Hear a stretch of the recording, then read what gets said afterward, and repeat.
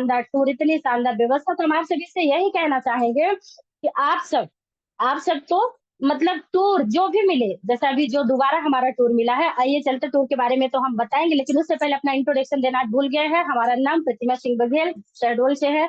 आप सभी लोग जानते हैं, लेकिन इंट्रोडक्शन देना बहुत ज़रूरी होता हो सकता है हमारे बीच में कोई एक नए पर्सन भी हो सके। हम अगर ये सोच लें कि नहीं हम क्यों बताएँगे, हमको हर कोई जानता है, तो ये हमारी गलतफ़हमी है, ऐसा कुछ नहीं है। ऐसा ज़रूरी नहीं है कि हमको सब जानते हैं। कभी-कभी अगर सर बोल दें, जयराम गुप्ता सर कि हम अपना नाम क्यों बताएँ, मुझे तो हर कोई जानता है, तो जब सर बता सकते हैं इस मंच पे अपना इंट्रोडक्शन देने से पहले कोई भी स्पीच नहीं देते, तो यही सीख हम सबको लेना चाहिए, इसी सीख के साथ हमको आगे बढ़ना चाहिए। तो मैं टूर के बारे में जो कहना चाहूँगी, आप सभी से यही रिक्वेस्ट करूँगी, जितने भी हमारे टीम में बने हुए हैं, जैसे कि हमारी ग्रो लाइन गीता भाभी भी बनी हुई हैं, और मैं और चाहूँगी कि हमारे जो भी ग्रो लाइन इस मंच पे उपस्थित हैं, तो वो लोग भी ध्यान से सुने, और सभी जो लोग गए थे तो उनको तो अच्छे से पता है, लेकिन जो लोग नहीं भी गए थे, वो लोग इस टूर के बारे में अच्छे से जो सुने, अच्छे से जाने, अच्छे से सुनने का प्रयास करें कि टूर हमारा क्या देता है, कैसा माहौल रहता है, और टूर में जाने के लिए हमको क्या करना पड़ता है, कौन-सा हमारा टारगेट रहता है, ये सारी जानकारी हमको लेकर चलना पड़ेगा। तो हम आप सभी से यही रिक्वेस्ट करेंगे, ये सब जानकारी अगर लेना है, अगर हमको कुछ करना है, अल्टोस में कामयाब होना है, तो हमको इस मंच पे उपस्थित होना पड़ेगा। तो हम आप सबसे ये रिक्वेस्ट करेंगे कि इस मंच के माध्यम से जो जानकारी दी जाती है, तो उसको आप लोग प्लीज़ मिस ना किया करें। उसमें आप बराबर बने रहा करें, क्योंकि इस मंच के माध्यम से जो भी आपको मिलेगा, जो सबको मिलेगा वही आपको भी मिलेगा। लेकिन अगर कोई ये कहे कि हमको कुछ नहीं मिलता, तो ये बिल्कुल सरासर गलत है। अगर कुछ नहीं मिलता तो आप इस मंच पे आ जाओ, इस मंच के माध्यम से हर कुछ मिलेगा। जैसा अभी हमारे सर बता रहे थे, इस मंच के माध्यम से जो ये शारदा एंटरप्राइजेज़ मंच से जो घोषणा होती है, एक छोटे-छोटे टारगेट को लेके जो हमारे अभी इस मंच के माध्यम से सीनियरों के माध्यम से जो अभी ऑफर बताया गया है, तो ये ऑफर जानने के लिए हम तो बताएँगे ही अपने टीम में, लेकिन अगर हम इस मंच के माध्यम से सुनते हैं, तो फिर हमको ये कोई संशय नहीं रह जाती है कि सच में ये टूर है या नहीं है। अगर मान लीजिए हम बोल भी दिए और किसी को यकीन नहीं हो रहा है, तो हम ये इसीलिए ये कहा जाता है कि आप तो इस मंच पे बराबर बने रहिए। इस मंच पे जब आप बने रहेंगे, तो आपको हर वो जानकारी मिलेगी जिसकी आपको ज़रूरत है, जो हमारे बिज़नेस के लिए बहुत कामयाब है। तो चलिए मैं थोड़ा-सा टूर के बारे में बताना चाहूँगी। हमारे बीच में जो टूर दिया गया था, वो इतना शानदार टूर दिया गया था कि जो लोग भी गए थे, मुझे तो नहीं लगता है कि कभी ऐसा सपने में भी सोचे होंगे कि हम ये टूर इस तरह से कर पाएँगे। टूर हर कोई कर सकता है, टूर हम भी कर सकते हैं, मतलब कहीं जा सकते हैं, दर्शन कर सकते हैं, लेकिन अगर हम अकेले किसी काम को करें, तो वो काम इतना अच्छा नहीं होता है, और कर भी नहीं सकते हैं। जो व्यवस्था सर ने की है, वो व्यवस्था अगर हम फैमिली मेंबर को भी लेकर जाते हैं, तो वो व्यवस्था कभी नहीं कर सकते हैं। हमारे बीच में हमारे सर आदरणीय जयराम गुप्ता सरकार बोल रहे थे, हमारे माता-पिता को बहुत दुःख हुआ। उनका कहना है कि तुम सबको तीर्थ यात्रा कराते हो, लेकिन हमें नहीं कराते हो। पर उनकी मजबूरी ये है कि वो उनको लेकर ही नहीं जा सकते हैं। उनकी स्थिति परिस्थिति जो है, उनकी एज हो चुकी है, वो चल नहीं सकते, वो जा नहीं सकते। लेकिन सर, हम यही कहेंगे कि आप जो किए हैं, भले ही आप अपने माता-पिता को वहाँ नहीं ले जा पाए, लेकिन आप जितने लोगों को ले गए थे, जितने लोग वहाँ तीर्थ में जो भी दर्शन किए होंगे, सबका आशीर्वाद आपके माता-पिता को मिलेगा, क्योंकि आप उनके ही लगाए हुए पौधे, उनके जन्म दिए बेटे हैं। अगर आप चलो अपने माता-पिता को नहीं ले जा पाए, वो समय नहीं रहा, लेकिन जिसको भी आप ले गए हैं, उन हर लोगों का जो भी मतलब दर्शन का जो भी वो रहा होगा, तो सब उनको श्रेय जाएगा, क्योंकि वो इतने अच्छे व्यक्ति को जन्म दिए हैं, इस धरती पे लाए हैं। इसमें उनका बहुत बड़ा योगदान रहा कि उनके कुल में आप जन्म लिए, और आपकी इतनी अच्छी सोच। मैं बहुत मतलब ये ना लगे कि सर को मतलब बड़ाई कर रही हूँ। जो लोग गए थे, हर किसी को लगता है कि ये हकीकत है, ये कोई नहीं करे कि हमारे सीनियर है तो। ये है कि जब सबने देखा, सर जो कहा कि हम अपने माता-पिता को नहीं करा पाए, तो बात तो सही है, वही हम भी करते रह जाते, और अपने माता-पिता को क्या हम स्वयं ना कर पाते। जो दर्शन आज हमारे मंच के माध्यम से, हमारे कंपनी के माध्यम से, जो आज ये टूर कराए जा रहे हैं, टूर के माध्यम से जो दर्शन कराए जा रहे हैं, भगवान के हर जगह दिखाया जा रहा है, वो हम कभी नहीं कर पाते। वो फिर हम हो या आप हो। इसके लिए मैं बहुत-बहुत धन्यवाद दूँ जयराम गुप्ता सर, आपकी जो इतनी बड़ी सोच है, इतनी बड़ी सोच है कि आप कभी ये नहीं सोचे कि बस मैं अपना-अपना देखूँ, मैं तो हर किसी को लेकर चलूँ। इसका आपका जो बहुत बड़ा मतलब कहा जाए, तो ये जो आपकी सोच है ना, ये बहुत बड़ी है। तो इस सोच के साथ हमारे जो मैनेजमेंट है, पंडित दयानु शर्मा सर, उनकी जो सोच है, उनके साथ जो मतलब उनका जो कार्यभार है, इतनी अच्छी है कि अगर कोई व्यक्ति कहे तो उनको सब सर के शब्दों में मैं यही कहूंगी कि अगर उनको कोई गलत बोले तो गौहत्या पाप लगेगा। क्योंकि इतना शानदार टूर देने, इतनी शानदार व्यवस्था देने के बाद अगर हम छोटी छोटी टिप्पणी को लेकर चले तो फिर ऐसा व्यक्ति बहुत गलत कहलाता है, फिर वो कोई एक अच्छा व्यक्ति नहीं होता है, और ये टूर भी उसके लिए नहीं होता है। हम आप सभी से यही रिक्वेस्ट करेंगे कि आप सभी ने खूब सारा टूर का आनंद लिया, और जैसा कि हम लोग जिस दिन गए उस दिन से ही हमारा दर्शन शुरू हो गया, रातों रात हमारा सोमनाथ का दर्शन हुआ। उसके बाद सुबह से हमारे दूसरे दिन जब गाड़ी लगी द्वारका जी के लिए, सुबह सुबह हम लोग मतलब निकले वहां से।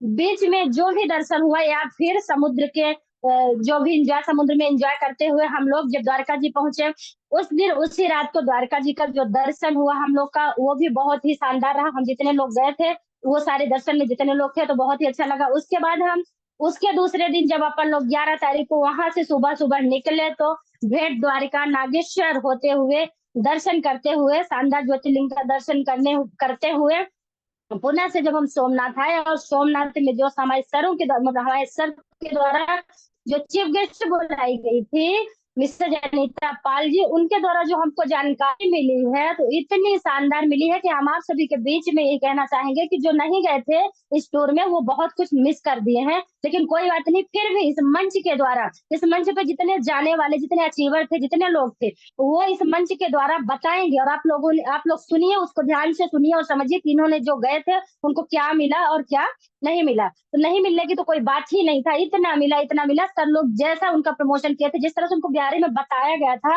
उससे हमारा मानना है कि वो प्लस निकले। क्योंकि जो उनकी स्पीच थी, जो उनके चेहरे का इंप्रेशन था, जो बात करने का तरीका था, वो बहुत ही अलग था। एजुकेशन तो था ही, एजुकेशन के साथ साथ उनका जो इम्प्रेशन था वो बहुत शानदार था।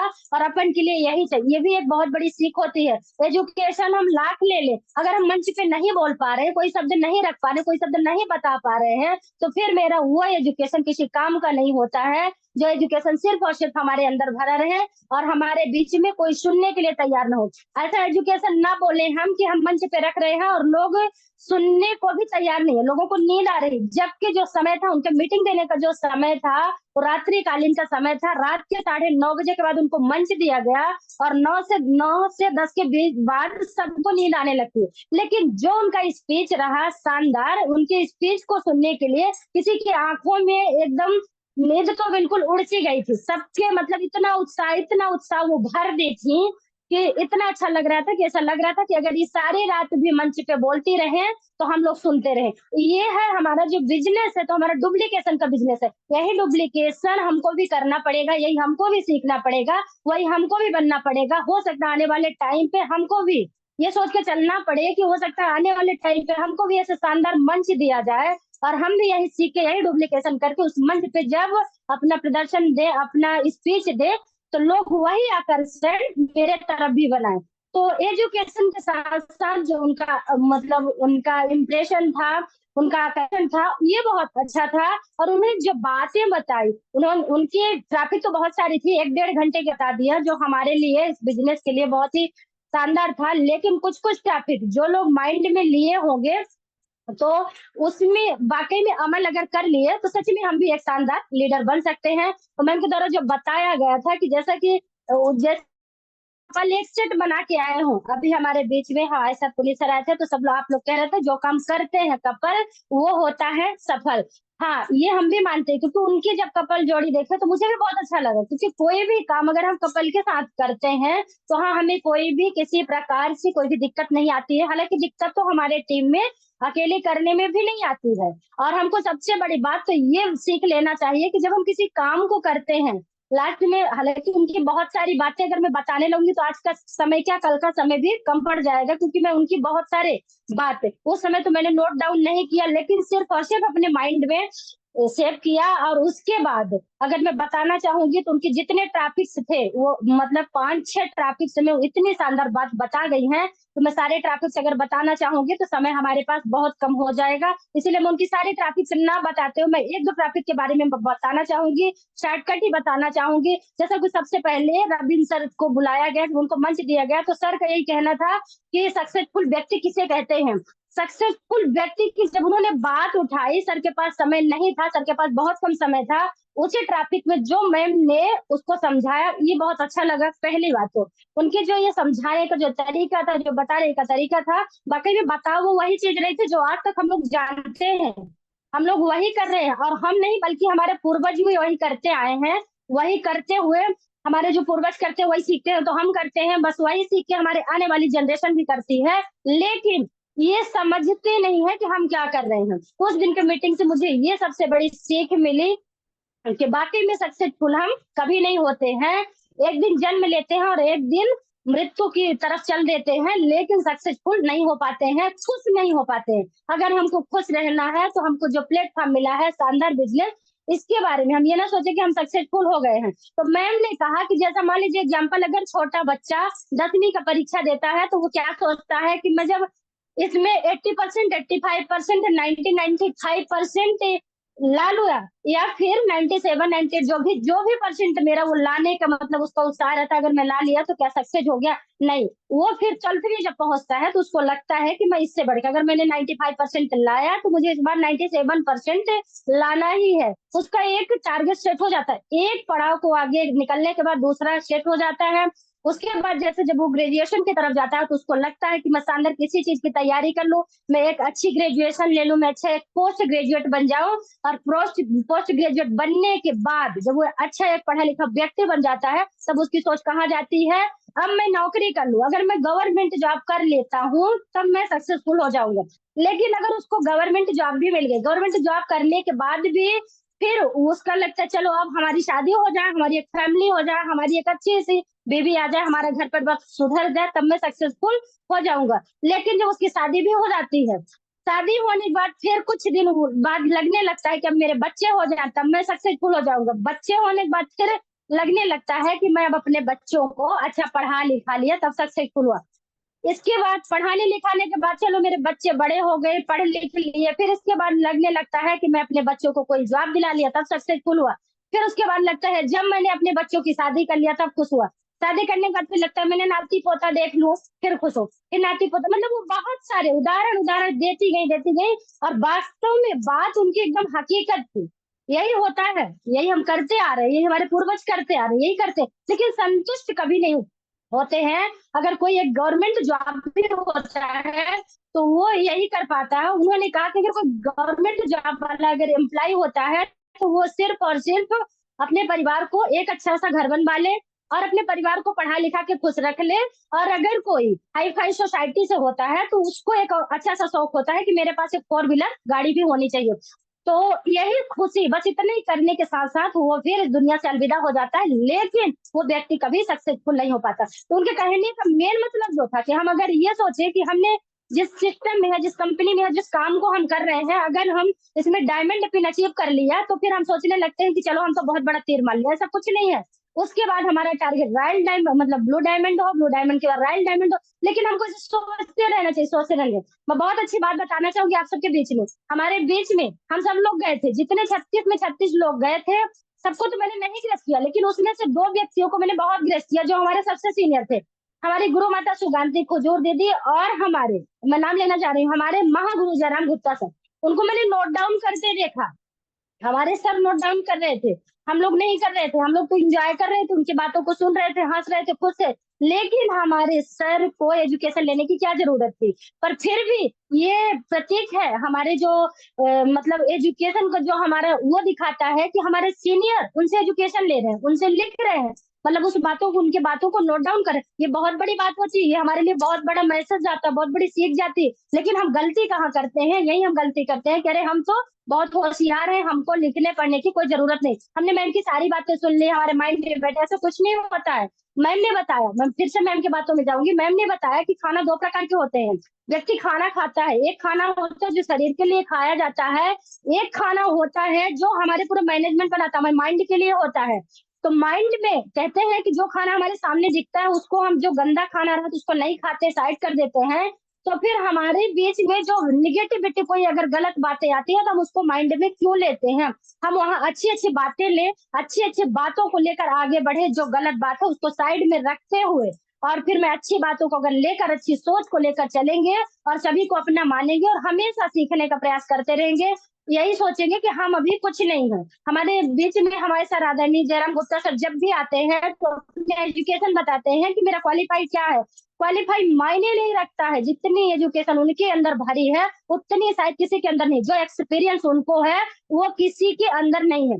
ये नहीं क्वालिफाई उन्होंने क्या किया ये मायने नहीं रखता, एजुकेशन उनके अंदर कितनी ज्यादा भरी है मायने ये रखता है कि वो कितना ज्यादा फिर भी आज पढ़ रहे थे सीख रहे थे। ये बात मेरे को बहुत अच्छी लगी, मैं आप सभी के बीच में इसलिए बताना चाह रही हूँ कि इस बात का, क्योंकि हमारा बिजनेस डुप्लीकेशन का है तो हम वही डुप्लीकेट करें और ऐसे व्यक्ति का करें कि जो उस काम को कर जाने के बाद भी आज बोल रहे हैं कि अभी हम कर रहे हैं, अभी करते जाएंगे और अपने मरते दम तक करते जाएंगे। हमारे सर के मुंह से जब भी बातें निकलती तो यही निकलता है कि मैं अल्टोस करूंगी और जब तक जिंदा रहूंगा तब तक करूंगा।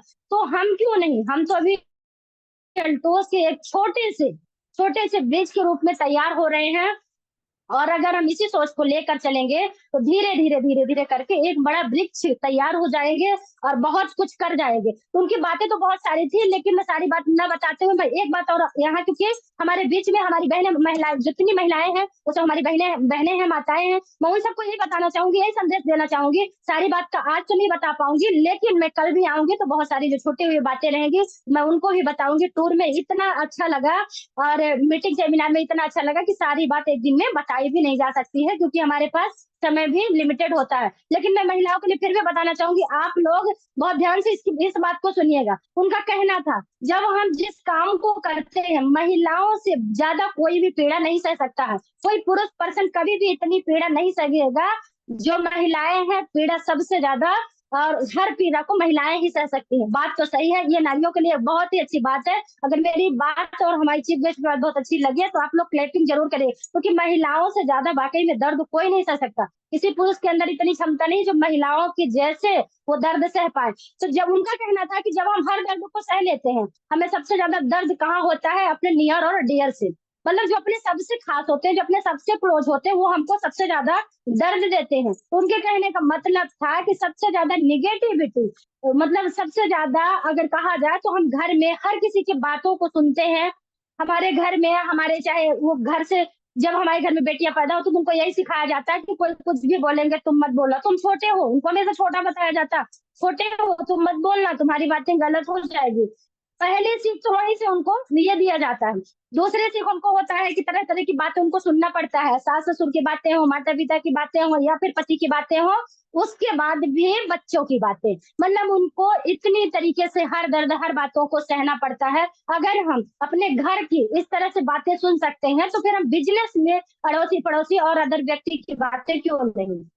अगर हम इतना सब कुछ सह सकते हैं तो हम उनकी बातों को सुन के क्यों नहीं इग्नोर कर सकते हैं और अपने लक्ष्य को आगे बढ़ा सकते हैं, क्योंकि हमारा लक्ष्य है हमें आगे बढ़ना, हमको बिजनेसमैन बनना। उन्होंने बहुत शानदार बिजनेसमैन बनने के बारे में भी बताया कि बिजनेसमैन हम कब कहलाते हैं, क्योंकि बिजनेस तो जब कोई छोटा व्यक्ति, उन्होंने उदाहरण भी दिया, जब कोई ठेले में आम बेचता तो उसको लोग क्या बुलाते हैं, अरे ठेले वाला आया है आम ले लो, उसको ठेले वाला बोलते हैं। लेकिन वही ठेले वाला जब एक दिन मतलब बड़ा हो जाता है, बड़ा व्यापारी बन जाता है, ट्रक से आम गिराने लगता है तो उसको क्या बोलते हैं, अरे वो बिजनेसमैन है, बिजनेस कर रहा है।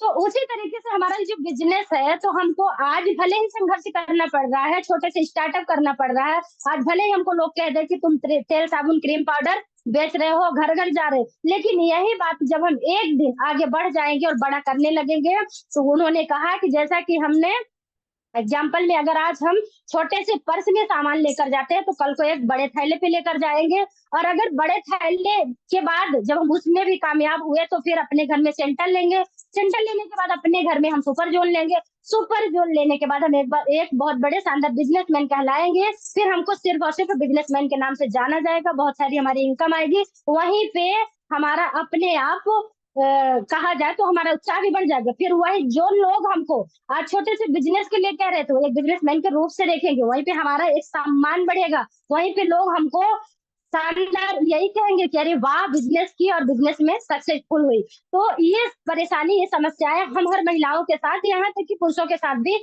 आती है। उन्होंने कहा जो बड़े लोग होते हैं तो जो छोटे लोग होते हैं उनका कहते हैं बेचारा किसी तरह से अपना काम चला रहा है, कुछ कर रहा है। जो कोई मिडिल क्लास वाले लोग होते हैं तो उनको लोग कहते हैं कि अरे ये क्यों कर रहा है, इसका तो काम चल रहा है, इसको करने की क्या जरूरत है। जो बहुत पैसे वाले लोग होते हैं उनके पास तो बहुत पैसा, उनको करने की क्या जरूरत।